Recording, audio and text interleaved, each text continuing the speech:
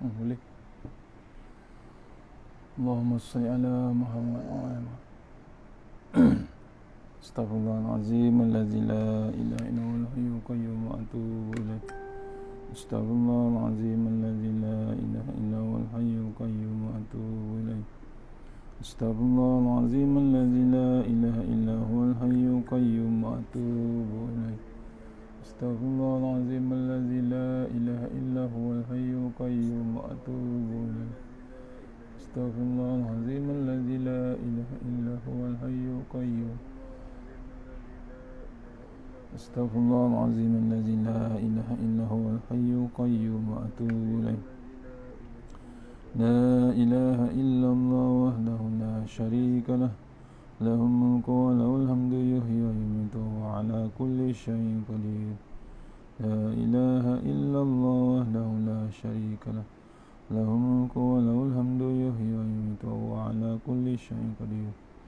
La ilaha illallah wahdahu la syarika lah, lahul mulku wa lahul hamdu yuhyi wa yumiitu wa ala kulli syai'in qadir.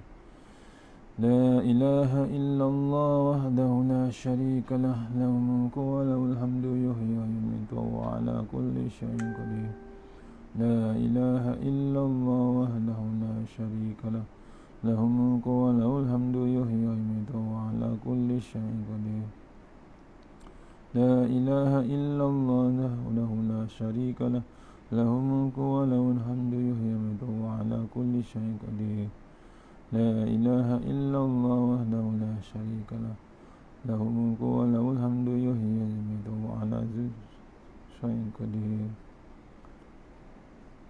La ilaha illallah wahdahu la syarika lah, lahul mulku wa lahul hamdu yuhyi wa yumiitu wa ala kulli syai'in qadir. La ilaha illallah wahdahu la syarika lah, lahul mulku wa lahul hamdu yuhyi wa yumiitu wa ala kulli syai'in qadir. La ilaha illallah wahdahu la syarika lah, lahul mulku wa lahul hamdu yuhyi wa yumiitu wa ala kulli syai'in qadir. La ilaha illallah wahdahu la syarika lah, lahul mulku wa lahul hamdu yuhyi wa yumiitu wa ala kulli syai'in qadir.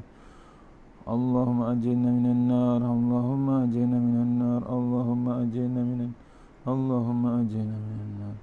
Allahumma antas salam minkas salam wa ilaika ya'udus salam, khayna rabbana bis salam wa adkhilna jannata dars. Tabarakta rabbana wa ta'ala ya zal jalali wal ikram. A'udzu billahi minasy syaithanir rajim. Bismillahirrahmanirrahim. Alhamdulillahi rabbil alamin arrahmanir rahim maliki yaumiddin. Iyyaka na'budu wa iyyaka nasta'in. Shiratal ladzina an'amta 'alaihim ghairil maghdubi 'alaihim waladdallin. Alhamdulillah, jumpa lagi untuk pengisian maghrib kita yang sebentar ya, insyaAllah. Hadis 40 untuk surah Kampung Pacitan, tazkirah. Mohon share. Kita mulakan dengan surah Al-Fatihah. Auzubillahi minasyaitanir rajim. Pengisian maghrib kita yang sebentar ya, insyaAllah. Hadis 40 untuk surah Kampung Pacitan. Mohon sahabat-sahabat share di Kampung Pacitan, insyaAllah. Kita mulakan dengan surah Al-Fatihah. Mohon sahabat-sahabat share di Kampung Pacitan, insyaAllah.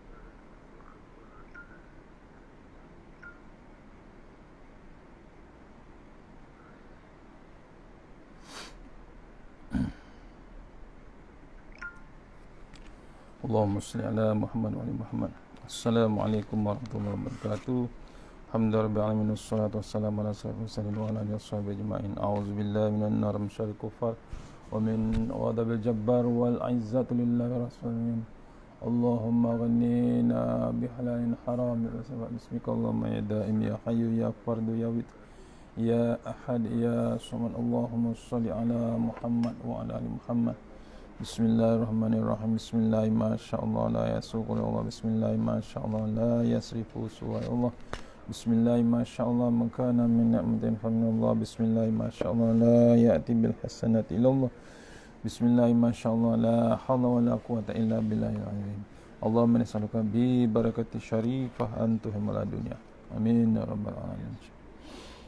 InsyaAllah untuk surau Kampung Pacitan teruskan insyaAllah. Share. Kita masuk hadis yang ke-13 insyaAllah. Auzubillah. Tajuknya jihad pada jalan Allah Ta'ala. Semalam kita baca sabar, hari ini masuk dalam jihad ke jalan, pada jalan Allah Ta'ala. 40 hadis jalan ke surga insyaAllah. An Abi Ibrahim Abdullah bin Abi Aufa radhiyallahu an anna Rasulullah sallallahu alaihi wasallam qala inna fil jannati mi'ata darajatin a'addaha lil mujahidin fi sabilillah ma bainal darajataini kama bainas samai wal ard. Riwayah Al-Juhari, ya. Arti hadis ni daripada Abu Ibrahim Abdullah bin Abu Aufah radhiyallahu an, sesungguhnya Nabi SAW bersabda, sesungguhnya Allah menyediakan pada para mujahidin 100 darjat di dalam syurga, antara satu darjat ke darjat yang lain seperti antara langit dan bumi. An Abi Bakri bin Abi Musa al-Sya'ri radhiyallahu an qala sami'tu abi wa huwa bi hadratil aduwi yaqul qala Rasulullah sallallahu alaihi wasallam inna abwabal jannati tahta zilali suyufi. Riwayah Muslim insyaAllah. Sambung lagi.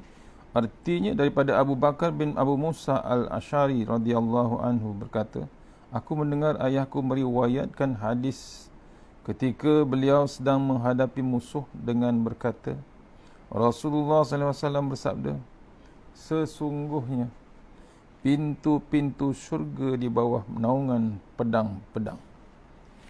Lagi satu maksud untuk bab fi sabilillah. Keterangan hadis ni, dua hadis di atas menggambarkan kelebihan berjihad pada jalan Allah. Sesungguhnya pengertian jihad dalam Islam sangatlah luas.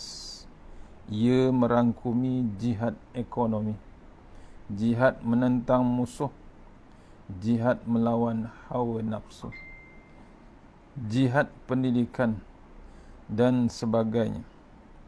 Setiap usaha yang kita lakukan bagi menyumbangkan ke arah meninggikan kalimah Allah Subhanahu wa ta'ala, maka ia dikira sebagai jihad. Ni, ya, kita kadang jangan terkongkong bab fi sabilillah ataupun jihad kita ni hanya menggambarkan perang saja, ya, ataupun berjihad pada jalan Allah Ta'ala. Luas sangat pengertian jihad. Antaranya diceritakan sini jihad ekonomi. Ekonomi sekarang macam mana? Adakah berlandas dengan Islam ataupun tidak? Kalau masih lagi tertumpu dengan ekonomi konvensional, ekonomi barat, masih lagi tak dilandaskan dengan Islam, maksudnya kita kena berjihad lah. Satunya kita buy Muslim first, jihad ekonomi, maksudnya berjihad dengan jalan Islam, ekonomi Islam sebenarnya. Kalau ikut yang kebaratan, masih lagi akan turun naik, jatuh tersungkur sampai satu dunia lingkup. Pasal apa? Keberkatan tu tidak ada, keberkatan dalam ekonomi tidak ada, hanya nak keuntungan di dunia saja.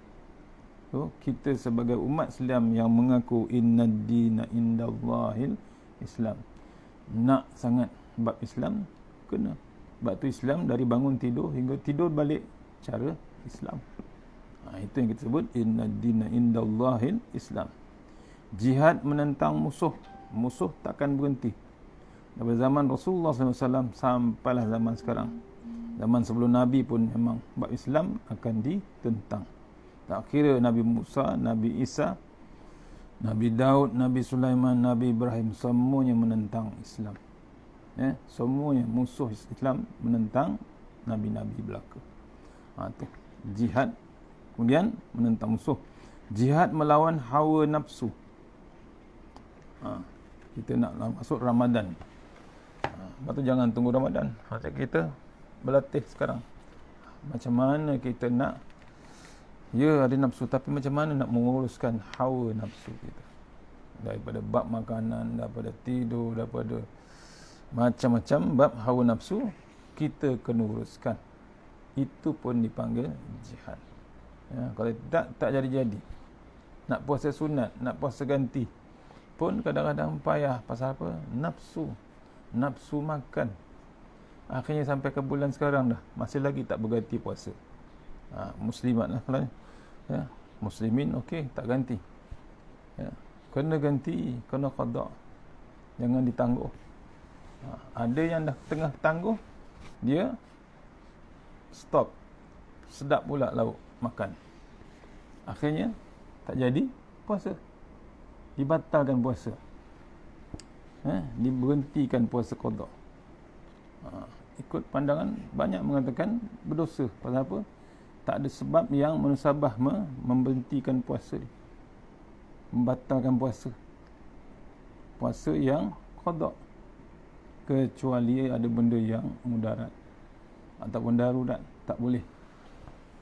Akhirnya boleh berhenti puasa. Tapi ini masih sihat. Cuma dengan nafsu makan saja. Tak terdaya nak melawan. Tu jihad. Jihad hawa nafsu. Simple, bukan nafsu. Pak makan saja kadang-kadang kita tewas. Akhirnya tertangguh-tangguh. Habis dah Rejab, tak terdaya juga puasa sunat Rejab. Rugi tak? Memang rugi, serugi-ruginya. Bukan apa, bukan. Tapi itulah, tangguh, habis. Hari ini dah 26 Rejab. Masa 26 Rejab dah. Allah Akbar. Lajunya masa. Jihad pendidikan. Jihad pendidikan maksudnya kita tak ada cara lain. Pendidikan Islam yang sepatutnya kita turuti. Sampai bila kita nak berteraskan dengan pendidikan barat? Yang utama Islam, pendidikan Al-Quran, fardu ain, itu yang sepatutnya. Dan banyak lagi bab jihad. Setiap usaha yang kita lakukan menyumbangkan ke arah meninggikan kalimah Allah Subhanahu Wa Taala, maka ia dikira sebagai jihad. Dan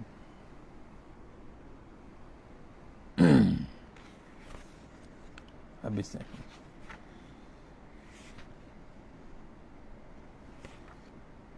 Dan bab mati syahid, hadis yang seterusnya.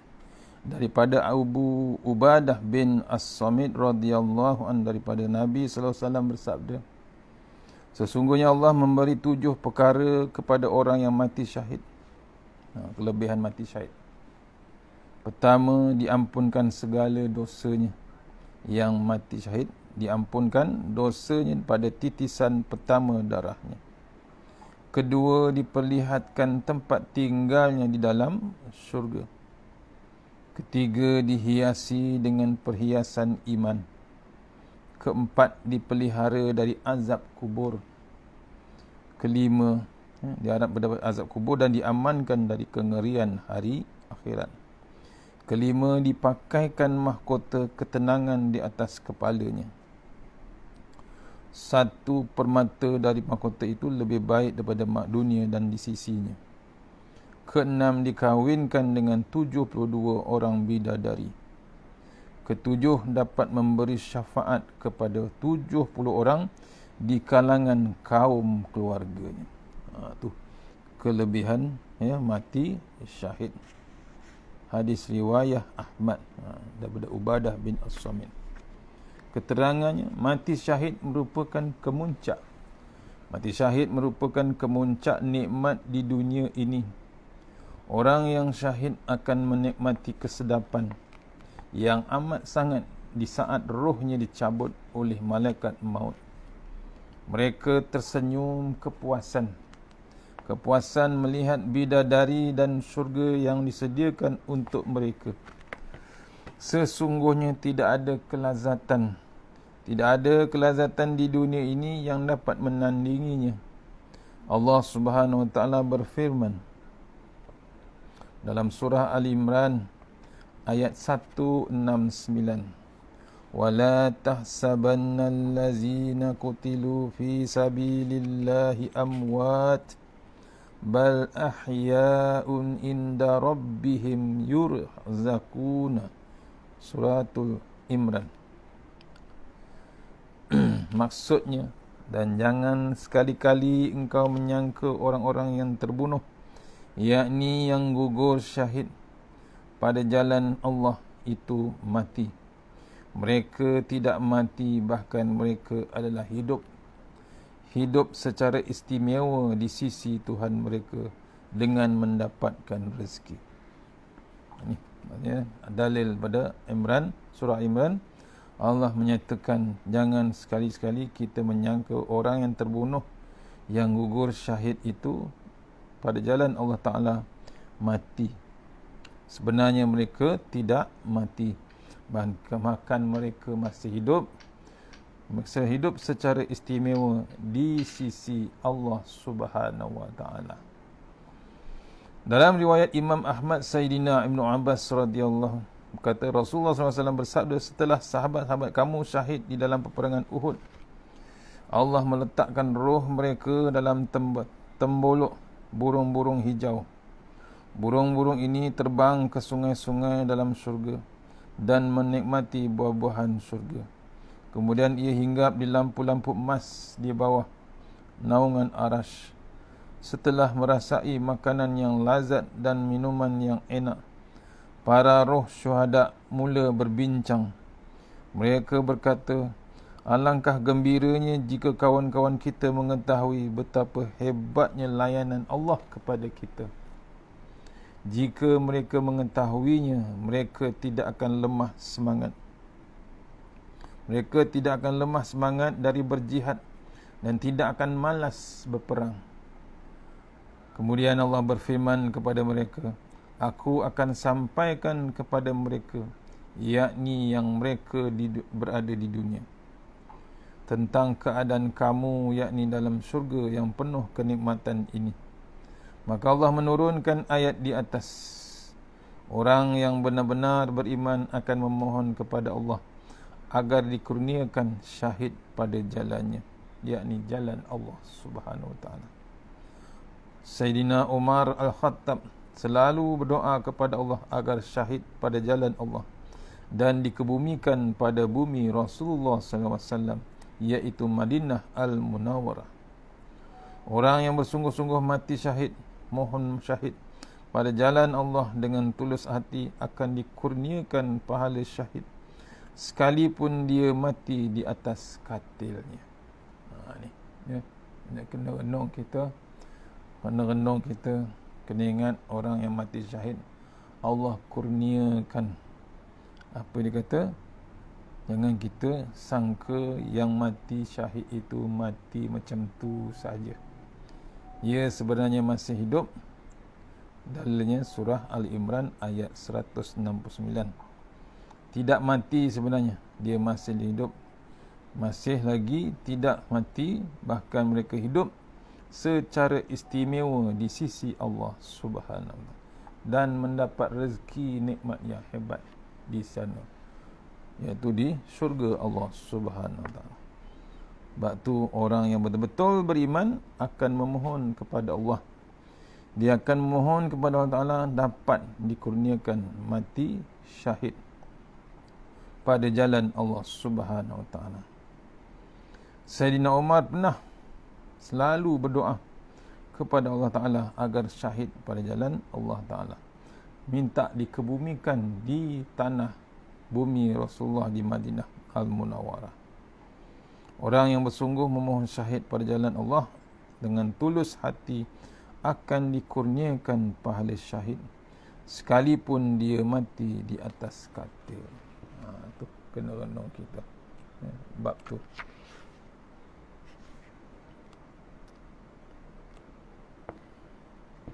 Sikit lagi, satu lagi hadis.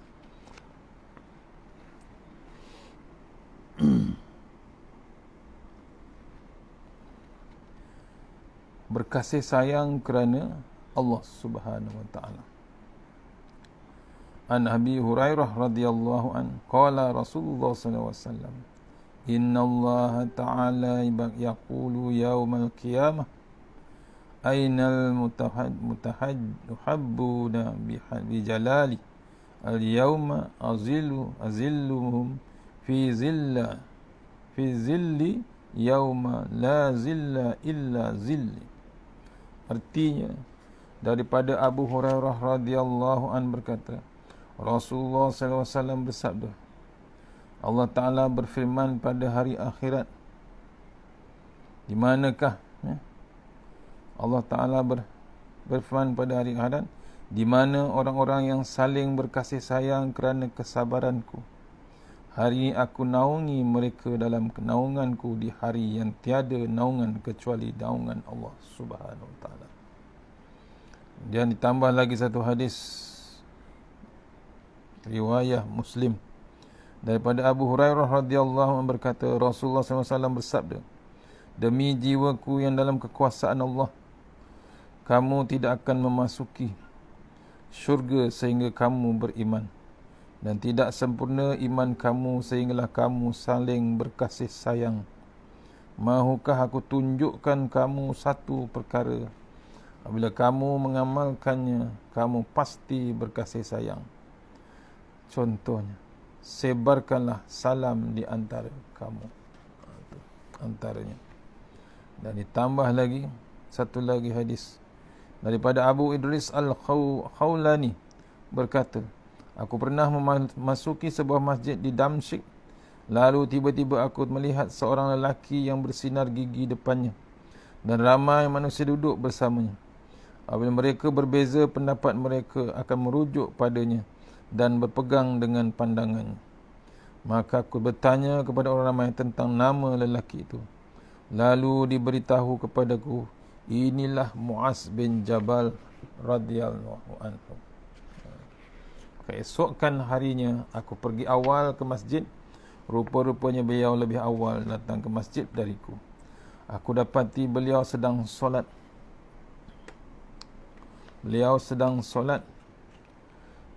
Aku menunggunya sehingga beliau selesai menunaikan solat. Kemudian aku pergi kepadanya dari arah mukanya dan memberi salam kepadanya. Kemudian aku berkata, sesungguhnya demi Allah, aku sangat kasih kepadamu kerana Allah. Beliau bertanya, apakah kerana Allah? Aku menjawab, ya, kerana Allah. Dia bertanya lagi, apakah kerana Allah? Aku menjawab, ya, kerana Allah. Lalu beliau memegang hujung selendangku dan menarik aku dekat kepadanya. Beliau berkata, bergembiralah kamu. Sesungguhnya aku mendengar Rasulullah SAW bersabda, Allah Ta'ala berfirman di dalam hadis Qudsi yang bermaksud, pasti mendapat kasih sayangku pada bagi orang-orang yang saling berkasih sayang keranaku. Orang yang berkumpul dalam satu majlis keranaku. Orang yang ziarah menziarahi keranaku. Dan orang yang saling memberi keranaku. Keterangan hubungan persaudaraan yang baik akan menimbulkan rasa kasih dan sayang. Ia merupakan anugerah nikmat yang sangat berharga daripada Allah Ta'ala. Allah berfirman dalam surah Al-Imran ayat 103. Maksudnya, wa'tasimu bihablillahi jami'a wa la tafarraqu wazkuru ni'matallahi 'alaikum iz kuntum a'da'an fa'allafa baina qulubikum fa asbahtum bi ni'matihi ikhwana. Maksudnya, berpegang teguhlah kamu sekalian pada tali Allah, yakni agama Islam. Janganlah kamu bercerai-berai. Kenangkanlah nikmat Allah kepada kamu ketika kamu bermusuh-musuhan, yakni bersama semasa jahiliyah dahulu. Lalu Lalu Allah menyatukan di antara hati kamu sehingga kamu bersatu padu dengan nikmat Islam. Maka menjadilah kamu dengan nikmat Allah itu orang-orang Islam yang bersaudara. Akhirat nanti semua makhluk akan dikumpulkan di padang mahsyar. Ketika itu masyarakat sangat dekat dengan kepala masing-masing. Ada yang berpeluh sampai ke buku lali, ada yang sampai lutut pinggang, kepala, bahkan ramai juga tenggelam kelemasan dalam peluhnya sendiri. Namun terdapat 7 golongan manusia yang akan dinaungi Allah Ta'ala pada hari yang tiada naungan kecuali naungannya. Antara 7 golongan itu, 2 sahabat berkasih sayang kerana Allah. Mereka bertemu dan berpisah kerana Allah. Persaudaraan yang suci ialah persaudaraan yang dibina semata-mata mencari redha Allah, bukan kepentingan duniawi. Oleh itu mereka akan selalu berdoa kepada sahabatnya, nasihat menasihati, ziarah menziarahi, bertanya khabar, saling memberi hadiah, tanda ingatan dan sebagainya. Bahkan mereka sanggup berkorban tenaga, masa dan wang ringgit demi sahabatnya. Habis ayat. Kita jumpa lagi masuk isyak ya. Mudah-mudahan pengisian yang sebentar ini dapat kita bawa menghadap Allah Subhanahu Wa Taala. InsyaAllah, mana yang terbaik daripada Allah Subhanahu Wa Taala, yang lemah daripada saya sendiri. Ucapkan ribuan terima kasih pada Surau Kampung Pacitan, Kampung Sawah, Podesen Negeri Sembilan. InsyaAllah kita mohon pada Allah Ta'ala jumpa besok secara offline. Kuliah kita dapat sambung insyaAllah. Kita sudah dengan surah Al-Fatihah.